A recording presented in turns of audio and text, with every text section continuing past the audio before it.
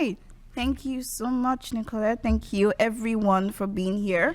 Once again, my name is Nafisa Atiku Abubakar, and I'm from the Giant of Africa, as Nicolette has said, Nigeria, and we'll be talking about Africa's rising influence on American arts and culture. So, at this point, I'm going to call upon our panelists and then introduce the session to us and form the context of which we'll be having this discussion. And first, I would like to call upon my fellow and brother from the Giant of Africa, Mr. Ahmad Abubakar. Please step onto the podium stage.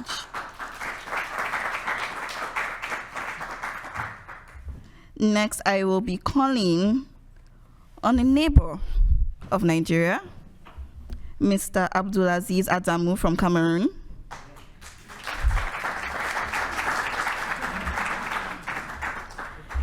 Next, I will be calling on my roommate from Mozambique, Aldo.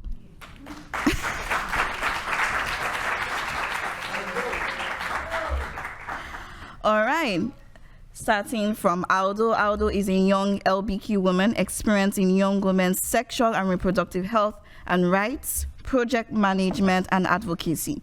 She has over 9 years of experience in program management and advocacy for LBQ women, displaced women, and those living with HIV. Aldo excels in feminist organizing, demonstrating commitment in program design and implementation. Please, a round of applause for Aldo.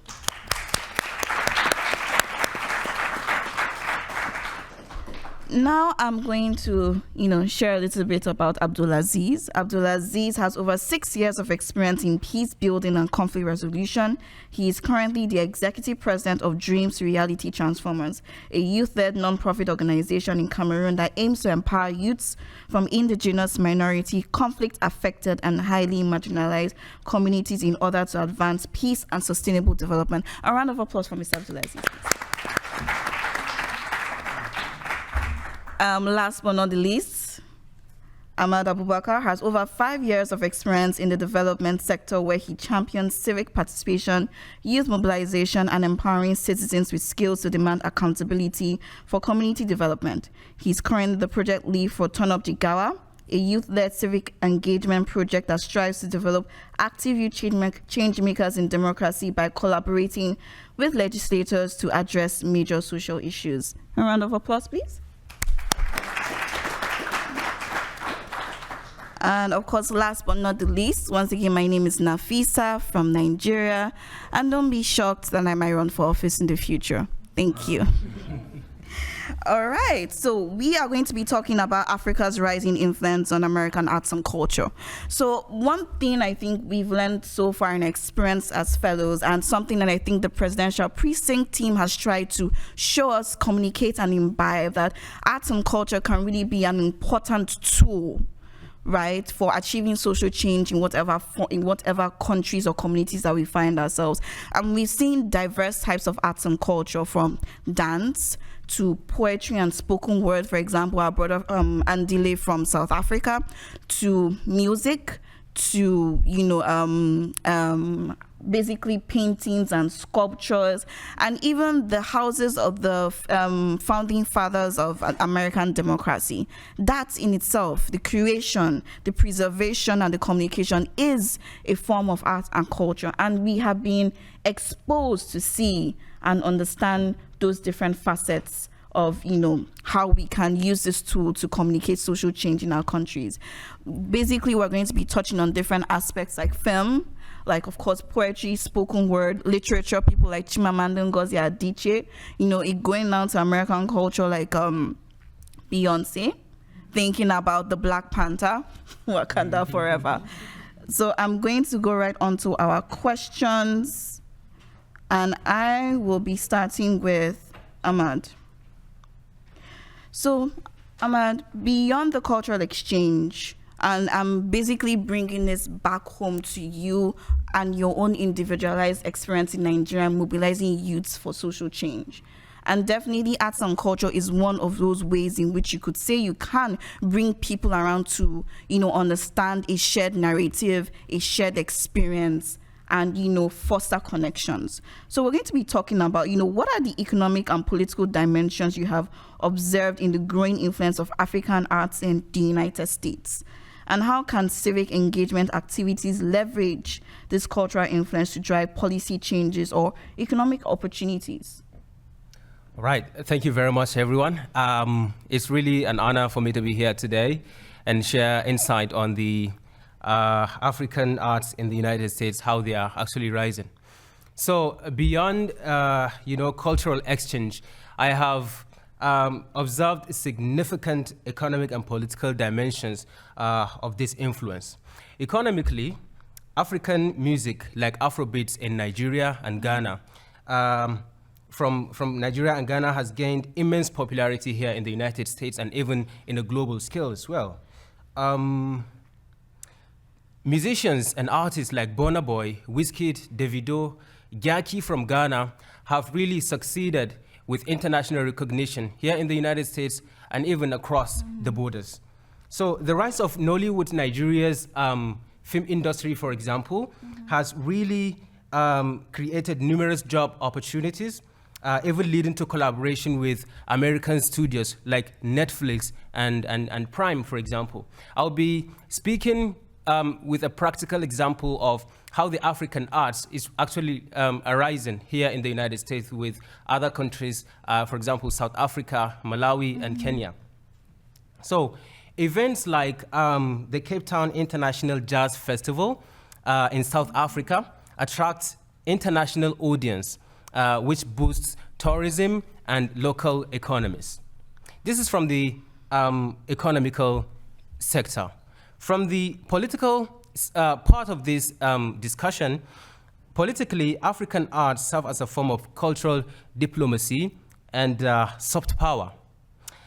The global reach of South African artists like Trevor Noah, who is popular, who is very well known, enhances international understanding and cultural diplomacy through the shows he hosts with internationally recognized people across Africa and the United States. Films like The Boy Who Harnessed the Wind, I believe this movie is well known and very famous as well, from Malawi, which raised awareness of social political issues and inspire global conversations on education and innovation.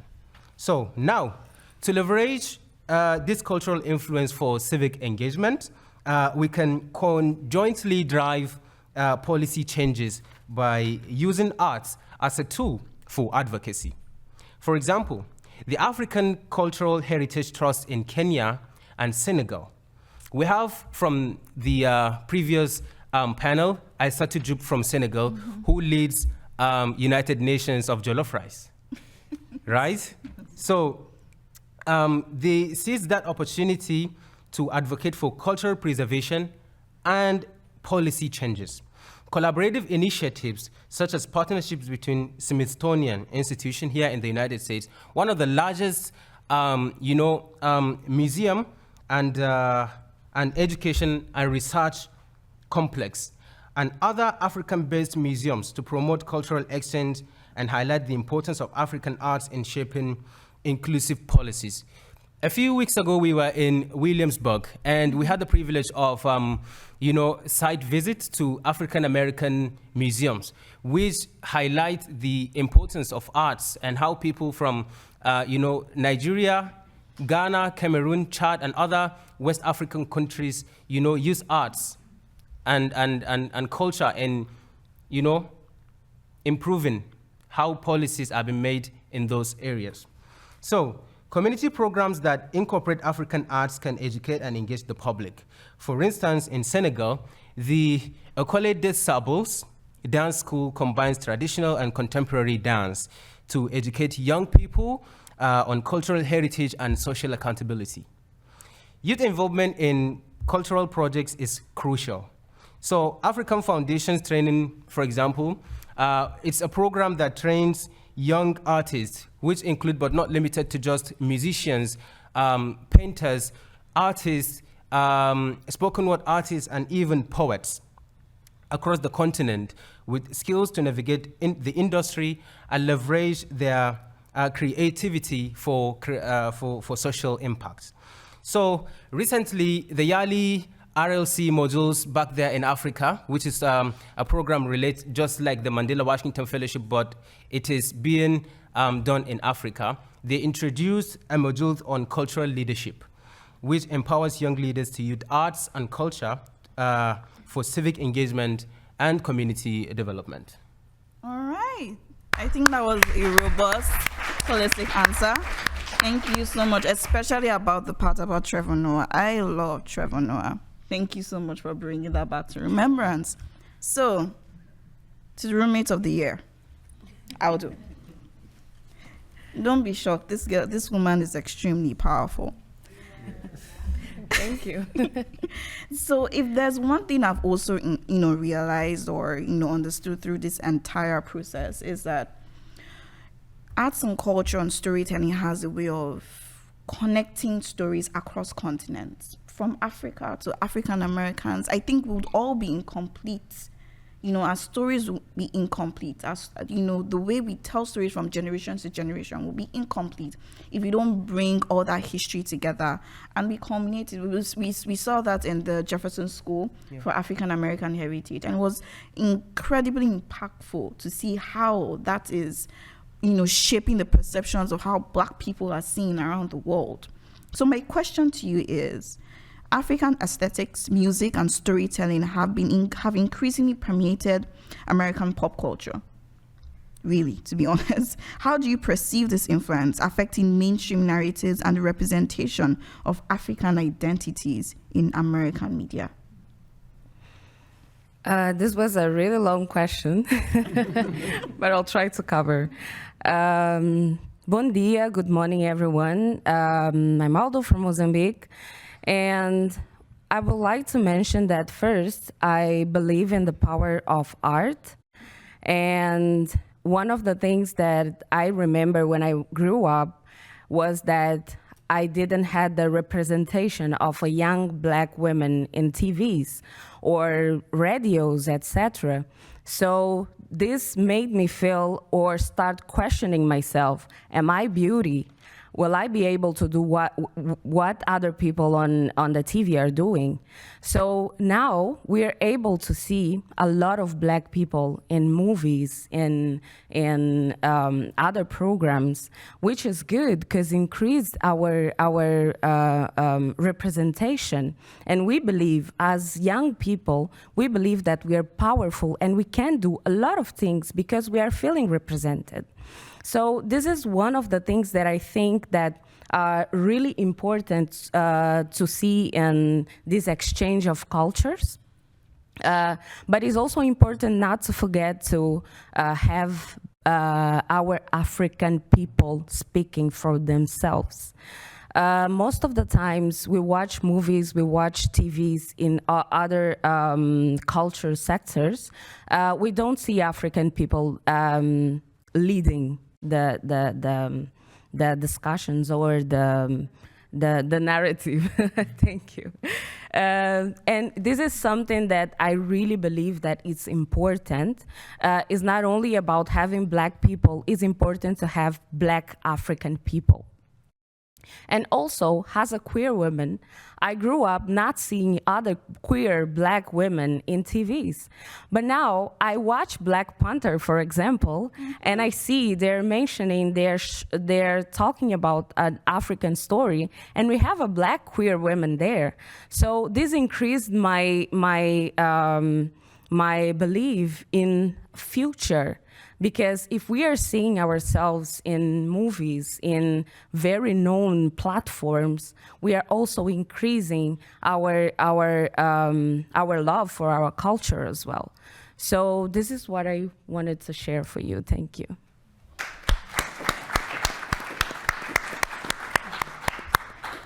Thank you so much, Aldo. So many impactful African stories are still yet untold. And we have the responsibility to tell those stories. So, Aziz, on to you. In what ways have you seen African arts and culture serve as a tool for activism and social change within American communities? Can you provide one specific example and how they've successfully utilized this intersection. Yeah, thank you very much. Activism here we'll have to look at the form of activism per se. You know, for Africa, it's mostly about recognizing the potential that we have as a continent. And that's the form of activism that we are looking at in this scenario. You know, putting an African culture out there, talking about the jollof, talking about the fine costume that everybody is putting in this building today. And I believe that that contribution that Africa makes, especially to America, is sort of underrated or not talked much about, because we are looking at always what to take from the West and not necessarily what we are giving. So borrowing from what Haldo and Ahmad has already talked about regarding movie theaters, the Black Panther, I just want to reiterate that when I went to Jamestown Museum in Williamsburg, what I saw there was the manifestation of Ruth A. Carter costume that she made. And most of the things or the fashion, the dresses that she displayed in that place, you know, had to do with a blend of some of these cultures. For example, the famous LeBron James costume. You know, it's a suit, but then there is a lion here that depicts how African kings put on their, you know, and it looks better than any suit that I've ever seen in my life. So if you look at the King of Zamunda, Hakim, his suit, how he blends everything, you know, there is just sort of that combination, you know, that gives it the glamour that it truly, truly deserves. And that sort of just make me realize the potential that we have looking at the contribution of Africa in terms of that. Now, if you look at movements that stands for the dignity and respect of the Black person, as, for example, the famous Black Lives Matter movement, this is a movement that transcends just the United States. It is in everywhere in Africa. You know, Black people think that is something that we should stand for, because wherever we go, it's a question about dignity. It's a question about who you are. It's a question about your identity. So there is also the Harlem Renaissance. And just to reiterate, in this Black Lives Matter movement, most of the manifestations they do is, you know, they beat the drums, looking at borrowing from African culture.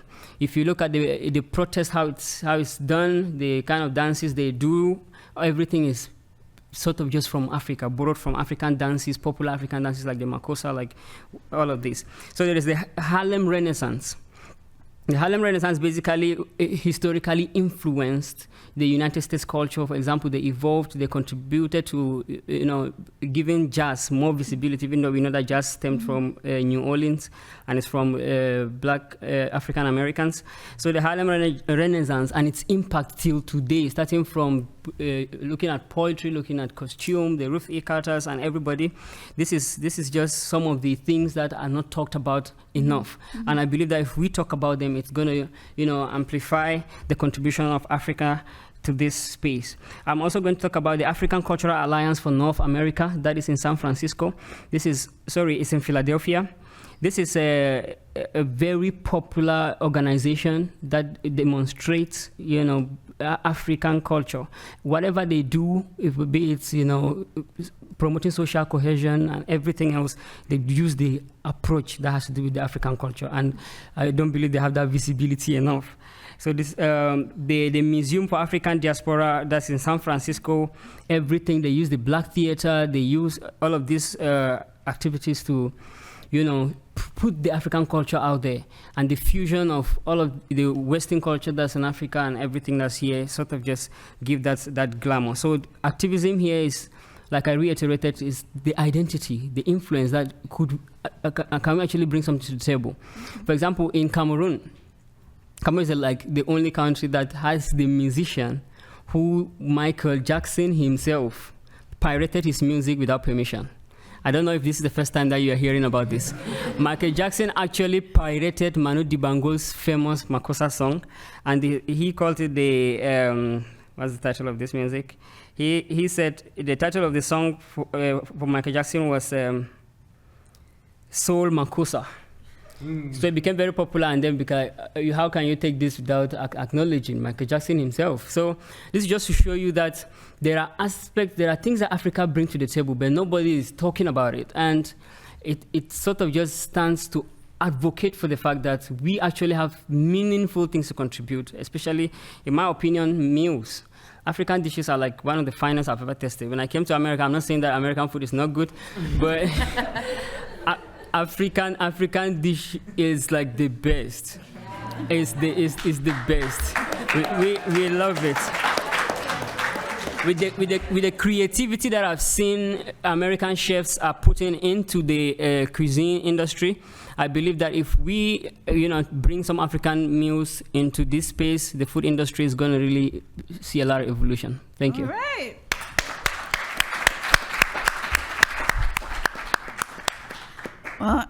Well, suffices to say, I like this panel. This is my favorite panel. So I think we can take 1 or 2 questions from the audience, really quick, short, so that we can also take 30 seconds each from the panelists. So,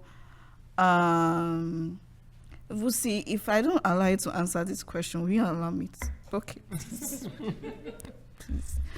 Please. Yes, you can.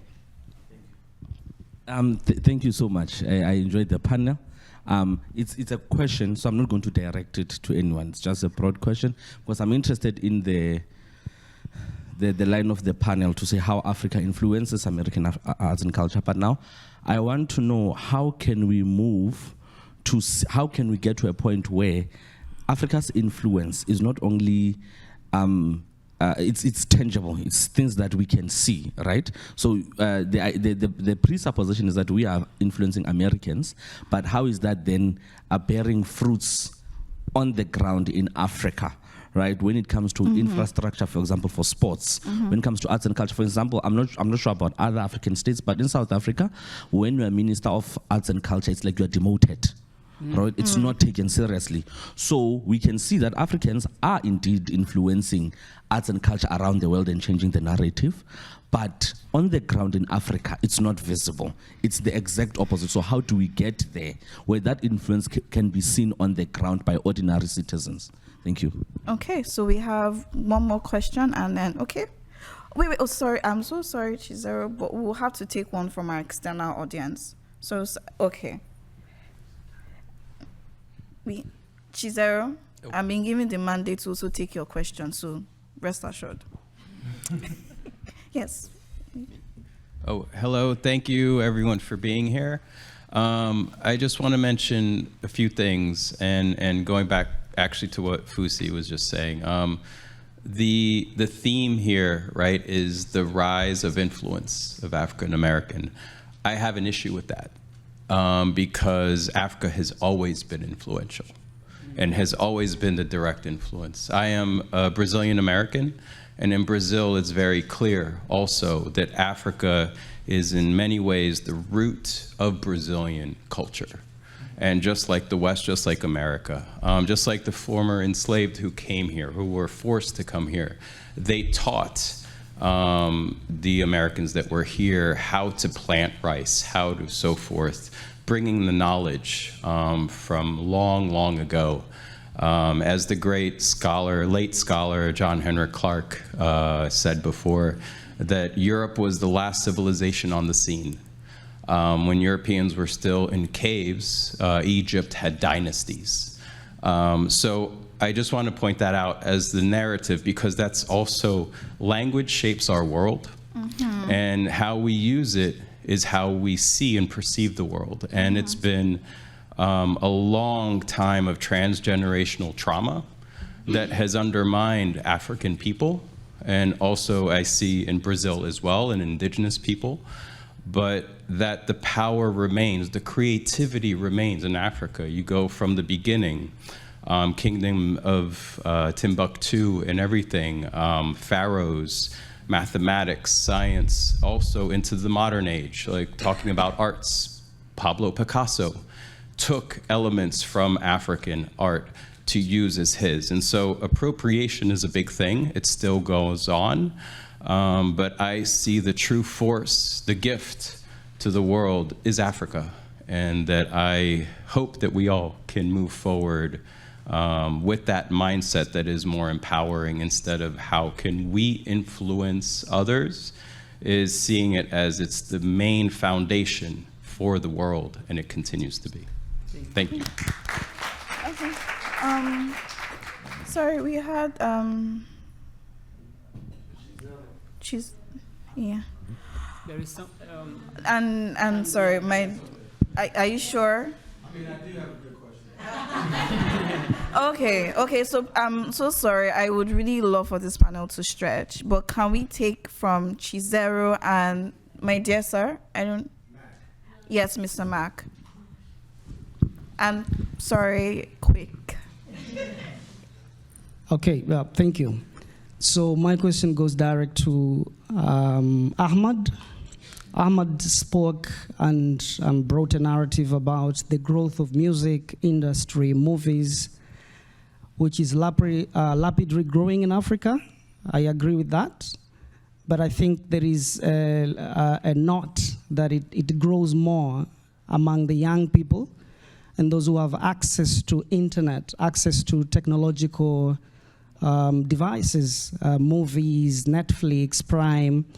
So, and this means there's a generation that has been left behind. And this is the generation that has got no access to internet and technological innovation and development. So my question is, we have old men and women who do not have access to this kind of technology. They don't know who is Burna Boy. They don't know who is Wizkid. They don't know the movies that we watch on Netflix. So we also have people in rural areas where there's no electricity and other things. So my question to Ahmad is, I mean, what is your perspective in bringing equilibrium to this kind of narrative?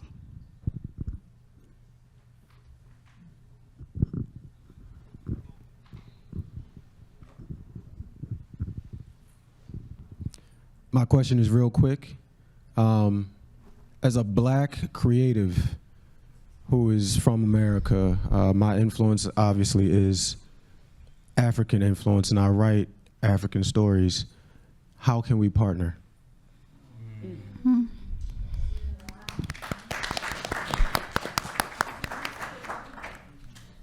So sorry. Sorry. Okay. Sorry. So we have from the president herself. We have room for one extra question from the external audience. Okay. We pretty much haven't had, yeah. Thank you. My name is Amel. It was really a comment. Just to say that, you know, again, the place of Africa, like the previous commenter said, is a given. It's part of that history, but also not to take anything away from what's been said and all the achievements and all the important issues of, like, you know, rising African industries and finding those their position in the global, you know, space and world order, where we are marginalized by so many things. I want to come back to what you said about feminist movements, because I see that there is a lot of power in providing these spaces for Pan-African at a very global level, Pan-Black, and feminists are definitely leading the way in these spaces, where you have Afro-Latinas, and you know, we have feminist funds that are, you know, supporting movements globally in a very decolonized way. And I don't see that being brought to the stage, even in spaces like this, where we are always, you know, coming in sort of in a disadvantaged space. But I think, you know, not to belabor this too much, but I think that I'd just love for people to know more about these, and for Presidential Precinct and, you know, other organizations that are bringing African leaders to America to have a very intentional space to also have conversations with Black African American leaders, because while we have a lot of collaboration, we have a lot of tensions as well, and this is a great opportunity for having that, you know, conversation that is dynamic and very real. Thank you. All right. So my esteemed panelists, you have a very tough job ahead of you. I can give you only 1 minute, 30 seconds each to respond to all the questions that you have. So Ahmed, you can go ahead. 1 minute, 30 seconds. Please. Okay, I'm so much interested in the question asked by Chizero. Thank you very much for that incredible question. Technology is still a detriment in Nigeria, for example, and also some parts of African countries, which we still see technology and these infrastructures as, luxuries, which at this 21st century shouldn't be. That is why it limits, access to information and understanding how our governance works across our countries. So we have remote areas who do not have access to electricity, for example, so that they will not have access to Netflix and Prime and YouTube to understand the dimension and the perspective of their country. But however, we still, have our traditional ways of disseminating knowledge. There is one way of saying this, 1 to tell 10. We have traditional leaders from our communities who can have access, to summits and consortiums to learn from people who have, these knowledges, and getting back to their own communities by providing, access to an enabling environment where people can leverage this information. It will really help in understanding this gap. And also, other traditional methods of, reaching out to people who do not have access to infrastructure and technology as well, which includes newspaper and radio, which we still use in Africa. My grandpa died in 2020, but until he died, he was still using radio station. He was still using radio, getting access to a lot of information. Sometimes I'll be sitting next to him and he will be telling me updates about what's going on in the country, which I have no idea where he got that information from. So by leveraging this kind of platform, I believe people will have access to, learning more about all these kind of changes. Thank you so much, Ahmed. Just also a quick thought to that community theater is also really important in passing across those stories as well. Exactly. Yeah, thank you. Aldo, 1 minute, 30 seconds. Okay, Aldo will pass. Okay. So with this question and the coach, his comments regarding how we should put the African culture out there, I believe sometimes the problem is not here, the people who are receiving from Africa. It's about African owning that aspect of their culture. So I believe that the challenge that we have in Africa is that majority, I can say, especially among the young people, is that we just take too much from outside, especially the cultural aspects, coming from the dressing, the way of life, and sometimes even the talking. So it's about owning. It's there. There are so many remnants of, even though colonialism has done a lot of work to, derail all of these values and structures that we have that strengthen our cultures. But then there are still remnants that we can borrow from and own it. And I believe me sitting here in this space talk to you about that is just an example of that. And I hope that that's what we are taking back home, ensuring that young people like us own the African culture, put it out there via social media and make the world know about it.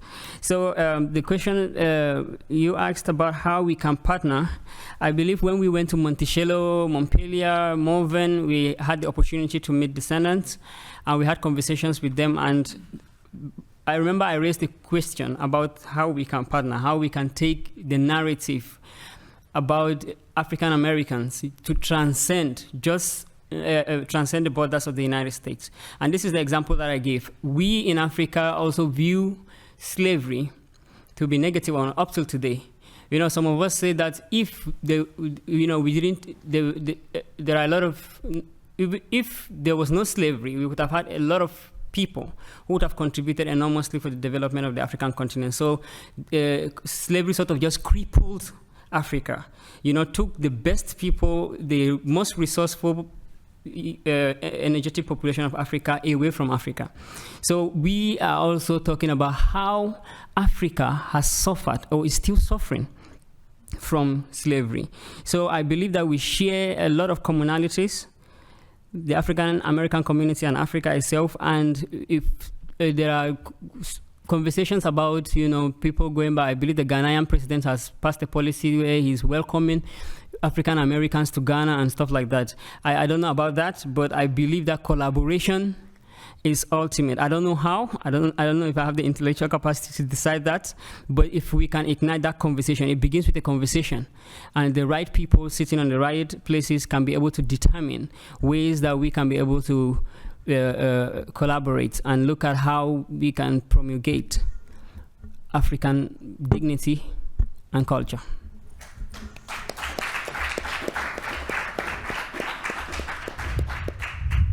And if I can add on what Ahmad was saying, is actually, I think it's important to acknowledge that art is not only about entertainment.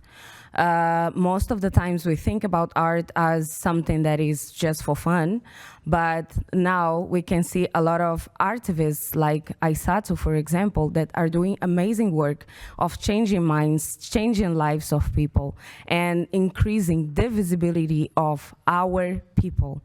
So I think that arts also have this important role in even to increase our economic status, because most of the times when we invest in art, when it comes back to us, it reflects on infrastructures, it reflects on opportunities for young people, and the economic sector that we don't talk about it, and it's important. And we can also achieve this with art.